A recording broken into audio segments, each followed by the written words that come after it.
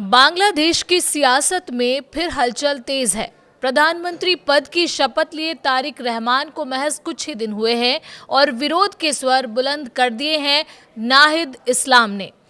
आरोप सीधे सत्ता पर हैं, इशारों में भारत का भी जिक्र हुआ है। सवाल ये कि क्या बांग्लादेश में पुरानी सियासी ताकतों की वापसी की पटकथा लिखी जा रही है? क्या नई सरकार की शुरुआत ही टकराव से हो रही है? क्या आवामी लीग की वापसी की आहट है? और क्या भारत का नाम इस बहस में क्यों लिया गया? आज इस वीडियो में हम इसी मुद्दे पर बात करेंगे। नमस्कार, स्वागत है आपका न्यूज़ 18 राजस्थान के डिजिटल चैनल पर और आपके साथ मैं हूं वंदना त्यागी।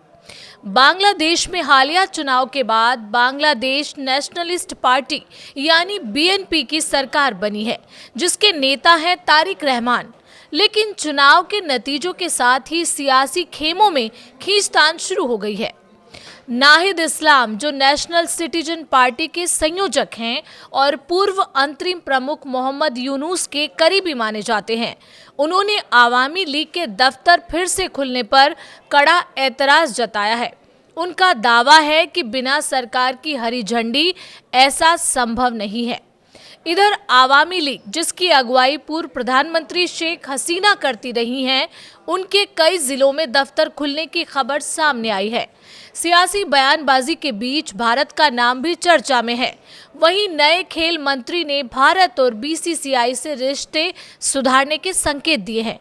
तो क्या बांग्लादेश में नई सरकार के सामने सबसे बड़ी चुनौती राजनीतिक स्थिरता की है? ध्यान देने वाली बात यह है कि आवामी लीग, जिसका नेतृत्व लंबे समय तक शेख हसीना करती रही हैं, जुलाई 2024 के आंदोलन के बाद सत्ता से बाहर हो गई थी। अंतरिम सरकार ने उसकी राजनीतिक गतिविधियों पर पाबंदी लगाई, लेकिन अब रिपोर्ट कहती है कि कम से कम 10 जिलों में 12 जगहों पर पार्टी कार्यालय दोबारा खुले हैं।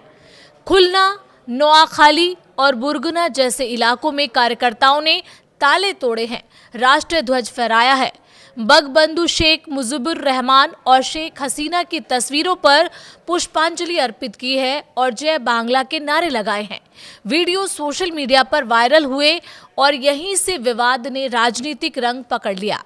नाहिद इस्लाम ने चेतावनी दी है, अगर प्रशासन ने कार्रवाई नहीं की तो राजनीतिक प्रतिरोध होगा।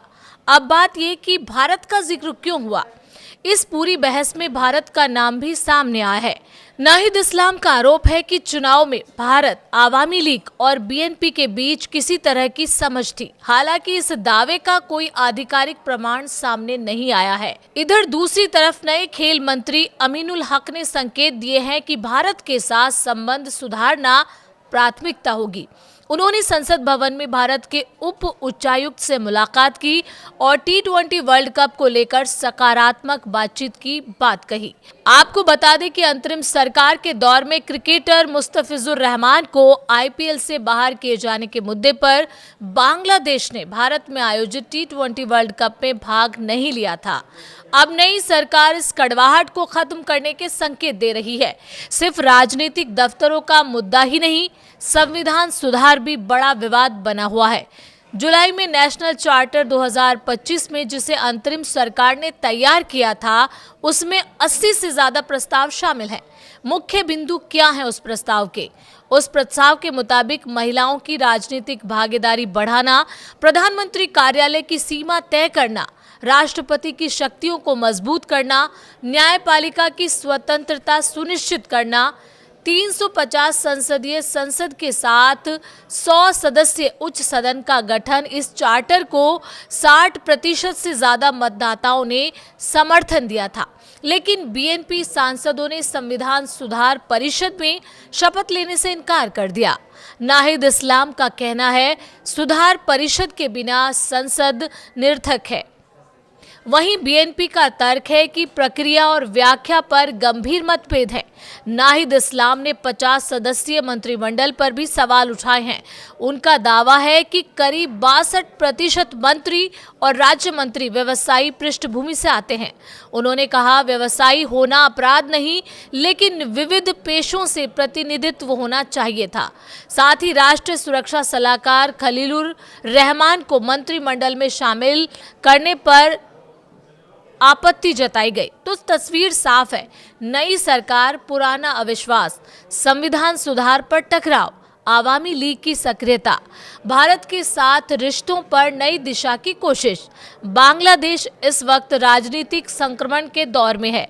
सवाल ये है कि क्या ये टकराव लोकतांत्रिक बहस का हिस्सा है या आने वाले दिनों में सड़कों पर नई राजनीतिक लड़ाई देखने को मिलेगी। आपको क्या लगता है? आप अपनी राय हमें कमेंट के जरिए बता सकते हैं।